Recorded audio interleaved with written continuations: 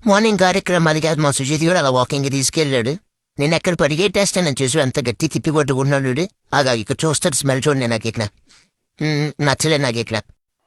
హే friends, ఇది చీకు. మా ఇంటి ఎదురుగానే ఉంటుంది, చాలా క్యూట్గా ఉంటుంది. నేను పైనుంచి ఈజీగా లైన్ వేస్తుంటాను. అస్సలు చూడదు పైకి నన్ను, అస్సలు చూడదు. ఓయ్ హలో, నిన్నే. ఎందుకు నాతో మాట్లాడవు నువ్వు? వచ్చావా? అది వస్తున్నాను. అదిగో మళ్ళీ వెళ్ళిపోయావు. నేను వద్దా నీకు? అన్నావు అంతా ఓకే, మాట్లాడచ్చు కదా. అదిగో మళ్ళీ వచ్చావు, వస్తున్నాను. నీకు మీ సుజితిగాడే కావాలా? ఈ జీతిగాడు వద్దా? నేను కూడా బాగానే ఉంటాను కదా, కొంచెం కొంచెం పామేరా నువ్వు. ఓకే, నేను కొంచెం స్కాన్ చేస్తాను. ఓకే అన్నావు, నేను ఉన్నావు, క్యూట్గా ఉన్నావు.